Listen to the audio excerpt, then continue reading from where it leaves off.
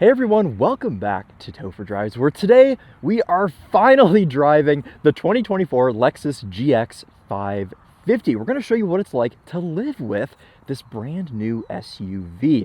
I've got to run a couple errands and I am bringing you all along with me in this base model premium trim GX 550. This is the entry level. It's about $64,000. Of course, you can have one of these new GXs all the way up to just under 90 grand, but I think it's cool that we get to try out the base model today, the entry level. So the GX is brand new, of course, for 2024. This now shares platform with the Land Cruiser. It's kind of the Prado, if you will, and I think it looks excellent. I remember seeing this when it came out, admittedly a few hours early because somebody leaked it, and I was super excited. I love the way this thing looks. Of course, a pretty big departure from the outgoing GX, which was around for 13 years. It came out in like 2010, so this is weird. You know, I mean, most of my lifetime I've known the previous generation GX, but I think that this looks proper. It's finally kind of with the times. I like the boxy architecture of this thing, and the whole design language just works for me. So let's show you around this Lexus GX. We'll show you the back, we'll show you the third row, and then we're going to take it out on the road and do some daily driving activities. So we have quite a bit of room in the back. This is actually a little bit larger than the outgoing GX. You can see our room in the back here is pretty nice. So this is a 3-row SUV, and these are a manual folding third row. If you opt for a luxury trim or the Overtrail Plus, I believe you get power third row seats, but I don't mind a manual folding third row. It's a little bit tricky in the GX, and I'm going to show you guys here in a little bit just how to operate it. But I'm going to speed myself up because it does take a minute. As far as underfloor storage, we only have this tiny little compartment back here. I suppose we have two, but this one is taken up by your toolkit. So the one on the right-hand side, you could really only use for, I don't know, in Rady's terms, a couple of chili dogs perhaps in there. It's very long and skinny, so just a couple of select items, I suppose, in there. Otherwise, we have this little accessory carpet, which is kind of silly to sit back here. But when the third row seats are folded down, you do have a bit of room, but with them folded up, you don't really have any. You only have the width of this mat back here for a visualization. We have this cargo cover, which is very irritating to operate because it just hits the seat belts when you are moving it around. And you also have to take it out to put the third row seats up, which we'll show you right now, but I'm going to speed myself up to do it.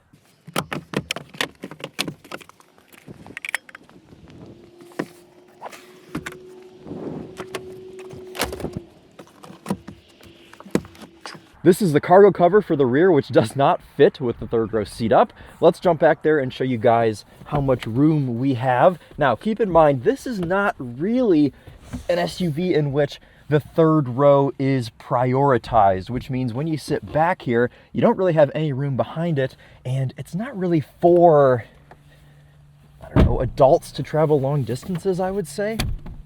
With that being said, though, I do have a good amount of leg room back here. My knees are up a little bit high, but I've got pretty good leg and headroom. I mean, I'm kind of like in the fetal position, but I think that this would be fine for a short trip.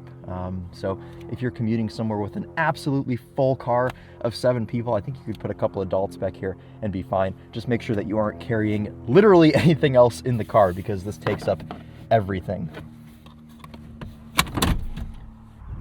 In a way, this is also a split folding rear hatch because our glass is able to open as well. This always reminds me of the old filming cars they used to use on Top Gear, which I think were Land Rovers. But if you wanted to use the Lexus GX as a filming vehicle for your YouTube videos, then you are able to do so with your glass open.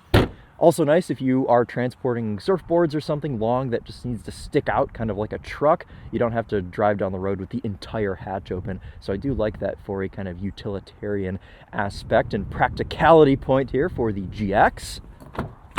Here's our second row. We have a bit of a stadium seating setup here with this SUV. You do sit nice and high up. 8.7 inches of ground clearance on this GX 550 Premium. We have some handles to pull us up as well as these running boards Ingress and egress is nice with those couple of assists. You could be a little bit shorter. I'm 5'11", and I'm able to get in here with no problem. Speaking of being 5'11", how is rear seat room? Well, sitting back here, the seat itself is pretty cozy. I've got a couple inches between my knees and the back of the driver's seat, which is in my position. Headroom is pretty good as well. We've got a couple of map lights. We have vents back here, controlled, of course, by our climate control that we have exclusive to the backseat passengers, which I always like to see. Got a little fold-down armrest there. And not a ton of stuff back here. But you guys have to remember, this is the base model GX, $64,000 as tested. Starts just a little bit under that.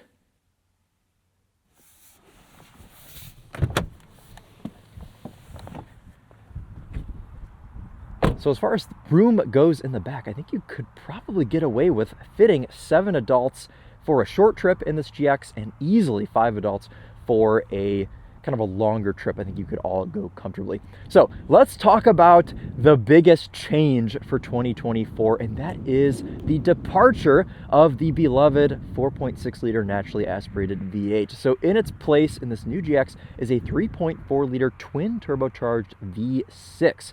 Power output 349 horsepower and 479 pound-feet of torque.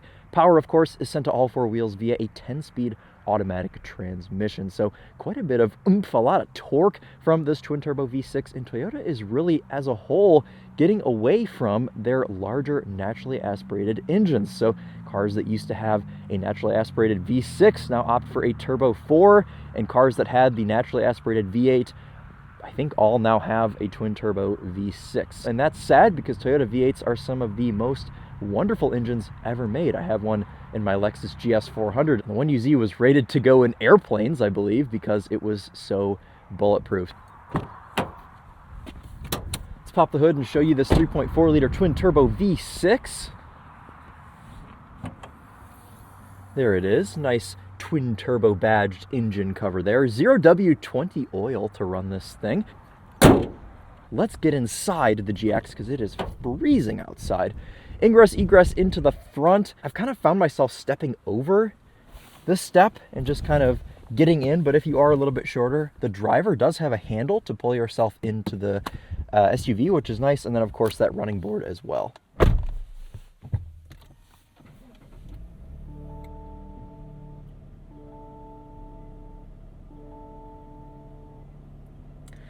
Now I should mention this is a prototype Lexus GX. You can see we have this little warning up here, pre-production prototype vehicle. So there are a couple of things in here that aren't up to production spec, and I suspect one of them is the infotainment.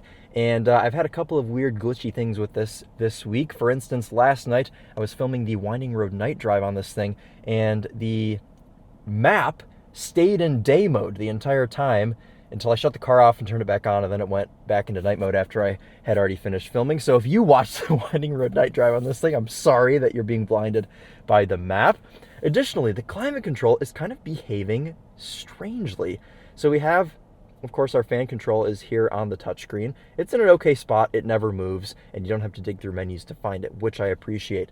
But yesterday, on fan speed 1, it was blowing extremely loud and extremely hard, like it was on setting 5. And now today, as you can hear on setting 1, you can't even really hear it. So it makes a lot of noise here on setting 4, but there is, trust me, I know you guys can't really obviously feel it through the screen, but there's like nothing blowing out of this. Something's going on. I don't know if there's like a door behind the dash that's not opening, but something is happening with the climate control. I've got my heated seat and heated steering wheel on full blast. These are both standard options for the GX 550 Premium. You do get a fair amount of things standard with this SUV. Of course, the heated elements, you get these new Lux, I believe they call it, seats. So these aren't real leather, they're a synthetic leather.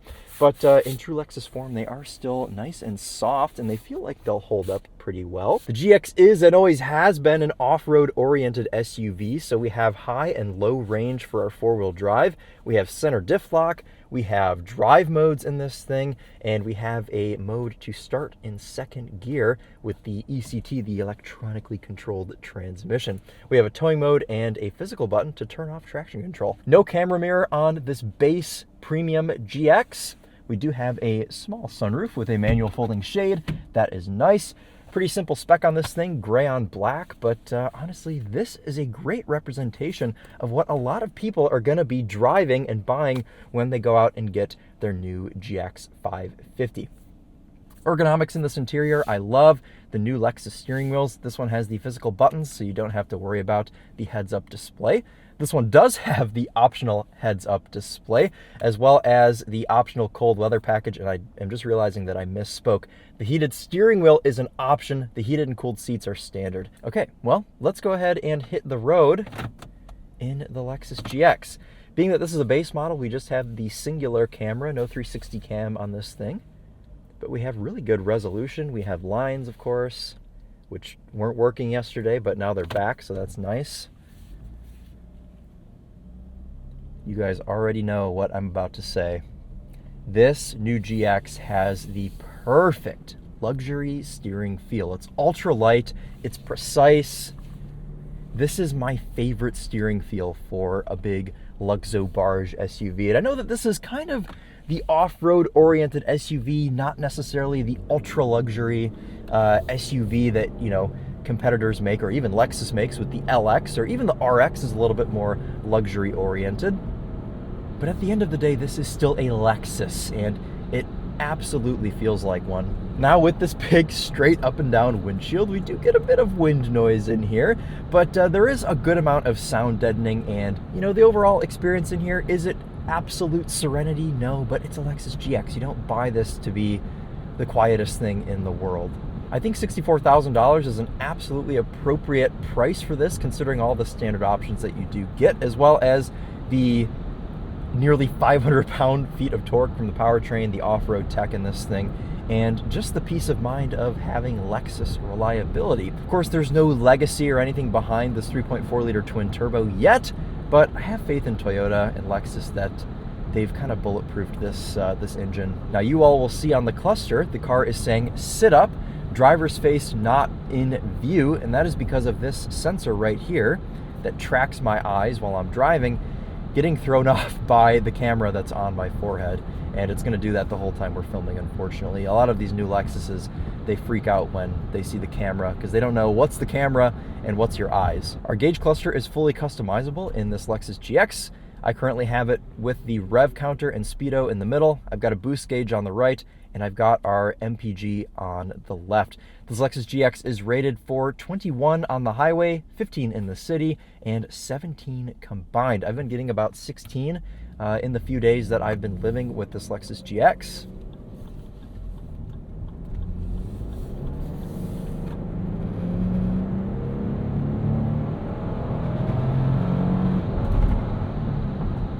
Sounds like there's a bit of a vibration in the door panel. I haven't noticed that yet.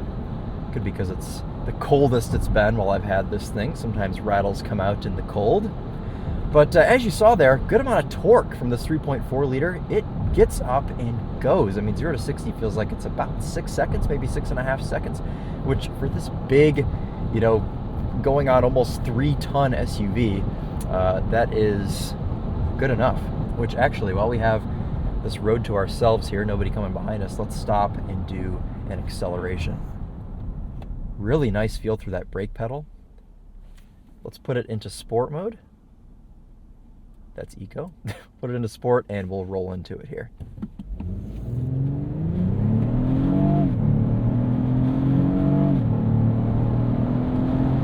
And there's 60. Pretty good, pretty good. Just about all I would expect from something like this. Pretty smooth shifts from this 10-speed automatic. You get the sense that there's a lot of self-preservation going on when you take off. It kind of just sets off slowly, and I want to say a lot of the time it starts itself in second gear, though it does have quite a few gears to go through. So, I mean, first gear, really only for if you need it in low range, if you're doing some extreme off-roading, or if you are stuck, I suppose. What I love most about this GX, and this kind of continues from the previous generation, is you just feel cool driving it. You're able to kind of position your elbow here on the door panel, which is at the perfect height, to drive the car like this. And you know, this just gives you that nice kind of like, I'm better than you vibe. which is okay with a Lexus GX because you are better than other people when you're driving this car because you've made the educated decision to buy a Lexus GX, which thinks I'm talking to it currently. Okay, let's take an entrance ramp. Of course, we have electronic power steering now in this thing. Gone is the hydraulic rack. This is really, truly a 2024 vehicle now, guys. Nothing prehistoric in this GX anymore.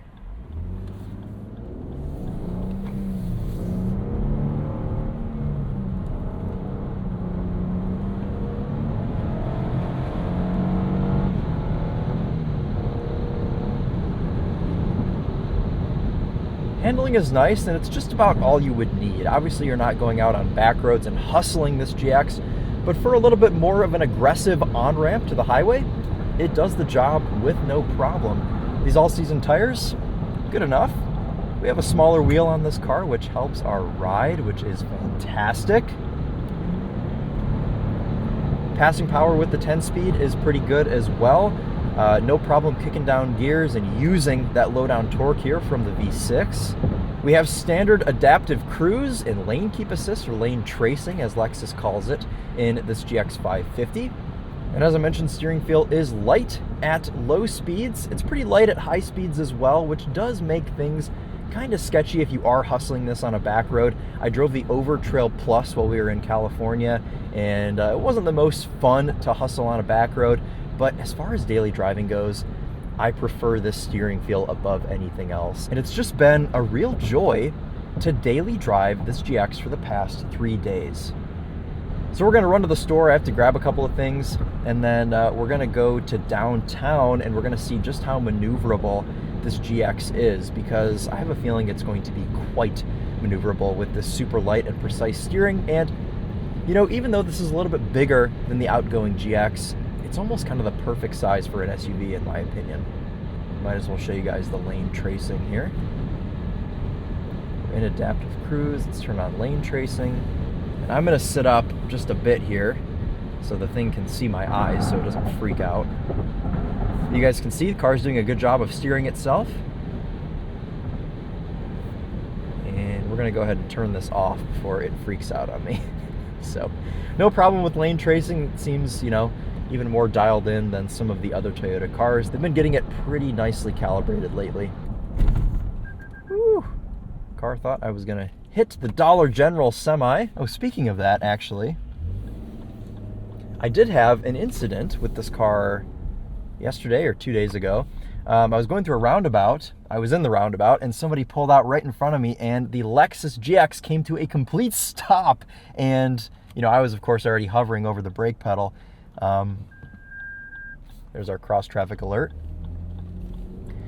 But one of those instances where, you know, you don't really get to fully experience the suite of driving assist in these cars, because of course I'm not purposely going out and trying to run into people to test out the automatic braking. But in the instances where you actually need it, it is nice to see that these systems do work as intended. And this thing saved me. I mean, I'd like to think that I would have stopped anyways, but the car, you know, did its thing and applied the brakes, and Meemaw was able to get through the roundabout without getting impaled by a 3-ton Lexus SUV. So that was good for her and I. This is one of those vehicles that I just enjoy driving. I've kind of found excuses to go out and take the GX out this week.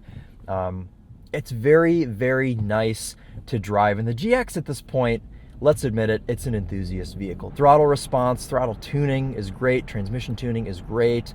The ride is supple. I mean, of course, you have a good amount of body roll in this thing. I don't know how well that translates on camera, but you have a lot of body roll, but that's okay because it's a very squishy ride. All right, let's get this thing into its natural habitat. I'm joking. Or am I? Maneuverability here, guys, fantastic. I don't have to really put any thought into it. Visibility out of this thing is pretty nice. With the third row up, you do sacrifice, of course, a little of that rear visibility, and the rear window is a little bit smaller than I would like. But out of our side view mirrors, which are kind of very tall and skinny, those do a nice job kind of complementing the overall shape of the vehicle. You're able to see out of them just fine. Also, seating position is nice. You sit high up and you can see the haunches on the hood, which I like. It makes this thing easy to place, having a bit of design in this hood and some shape to it. You can place the front end of this GX very nicely, which is nice for maneuvering around parking lots as we are doing right now. Really cool ZR2 Colorado there. We're gonna park all the way out here in the back because that is what we do. Easy to turn this wheel, get this thing parked.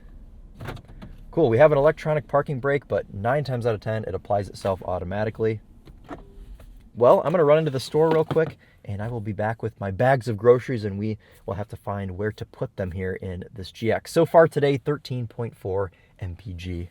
And once you have finished your shopping, you walk back up to your Lexus GX 550, and you find that it has no rear proxy key. I don't know if that is true for the Overtrail and the Luxury, but in this premium model, we do not have rear proxy key, so you have to use the front if you want to throw anything in the back. But I happen to have to be getting some soup broth for later, and I think that it's gonna be the perfect shape to fit into our little cubby back here. I don't think I'll be able to fit all 3 of them, but might be able to fit like 1.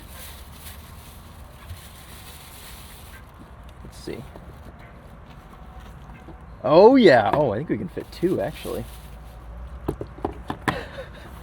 So there you go. If you have to use this for anything, I suppose use it for 2 containers of soup broth. Check that out, it's a perfect fit. And then we need to find somewhere to put the 3rd one. Driving around with things moving around in the car is the most irritating thing in the entire world. So I think what we'll do is stick this in here with my hat. Job done. 3 containers of soup broth, and we have secured all of them here in the Lexus GX. So that is a very important test. Let's get back on the road.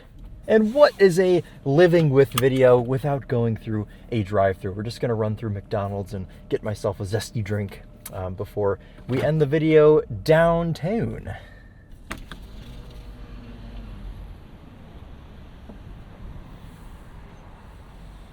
What can I get for you? Can I please just have a small ginger ale?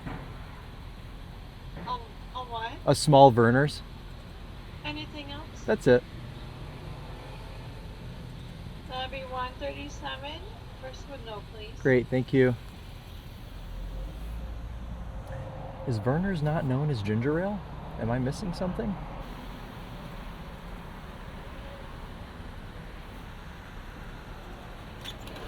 Thank you.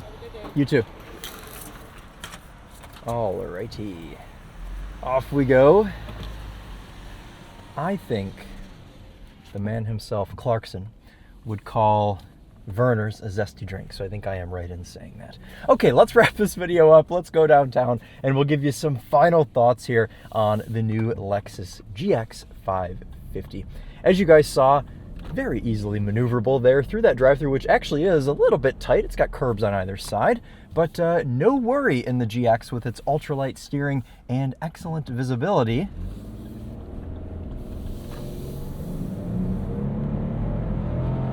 And you've got the torque to get you back onto the main road. What do you guys say we do a sound system test here on this base 10-speaker sound system? We don't have the Mark Levinson here in this GX, but I've got to say, I have been really impressed with it so far, going back to our roots here with Feel Good.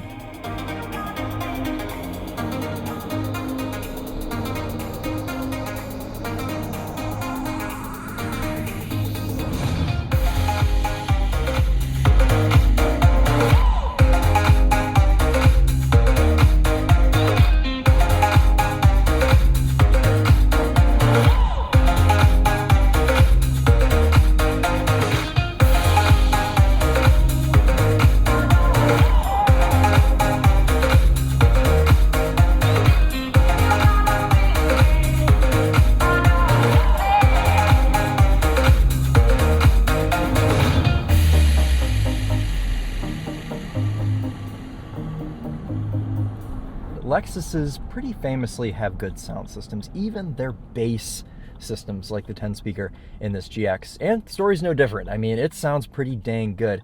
And I drove the Overtrail, which had the Mark Levinson, and if anything, I feel like the Mark Levinson systems are getting a little bit too simulated. There's too much 3D effect and, you know, trying to over impress. But I think there's a nice kind of just honest, good sound in this bass 10-speaker system. Not to say that the Mark Levinson isn't better, but I think you'd be really happy here with this bass sound system. Emily taught me how to do that straw thing, so you don't have to touch it.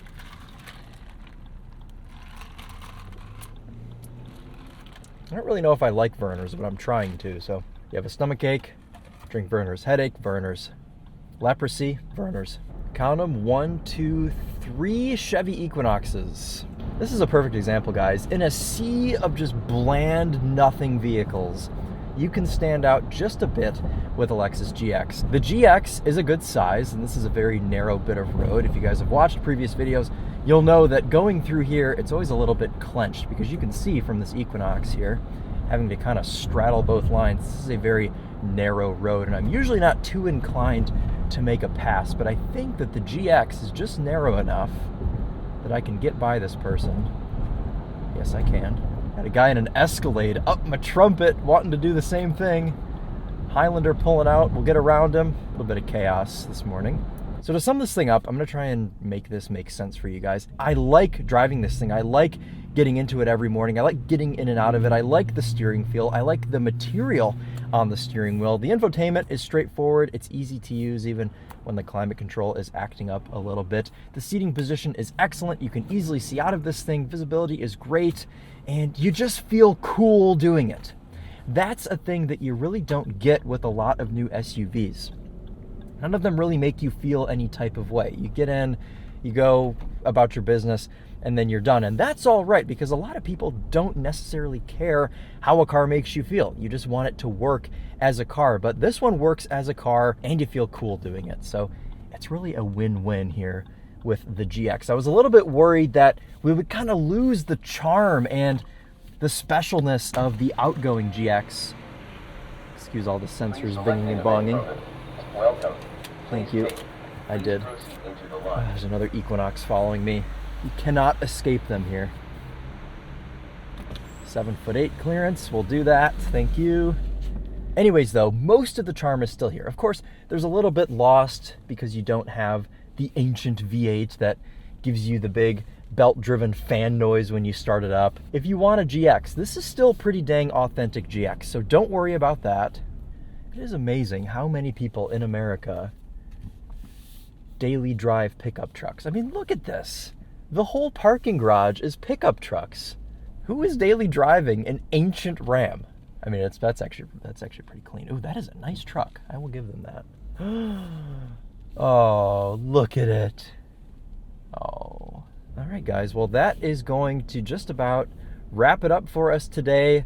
Daily driving and living with the new Lexus GX 550. Hopefully this gives you a good idea of what this thing is like to own, to daily drive, and to live with on a day-to-day basis. It gets the job done. It's easy, it's straightforward, it's very placeable, and it still holds up to the GX name. I would say this still does feel very unapologetically GX, which I very much appreciate. So let's maneuver this thing into one of these corner spots over here among a sea of more 1500 series trucks. I think I may have overshot this slightly, but it's okay. Let's squeeze it in here. Okay, I am just parking like an idiot today, but that's okay. But I have no shame because I'm showing it all to you, so there we go. Actually, maybe I would have had that. I guess one thing I will say is, you know, I drive over 100 new cars every year, and I rarely ever emerge from the experience thinking that is a car that I would buy, that I'd put my money where my mouth is. But I think this GX is one of those cars. I usually have about 3 or 4 a year where I'm like, that I would buy. And I think I'd have myself a GX, and not only a GX, I think I'd have myself a base model. I wasn't really that blown away by the Overtrail Plus. I mean, of course, it's a great off-roader, and if off-roading is your thing, then sure, go for it. Or just buy yourself a premium, save yourself 15 grand, throw a nice set of wheels and tires on it, and you would be all set. So I think this premium trim is a good way to go at $64,000. I mean, as spec, even with a couple options, this thing is 64 grand. It starts around 62, but that'll just about wrap it up for us today. Let me know in the comments if you have any questions about this GX, any sort of specifics or what it's been like to live with, and I will answer those. But again, thank you all so much for watching, and we'll see you in the next one. Take care.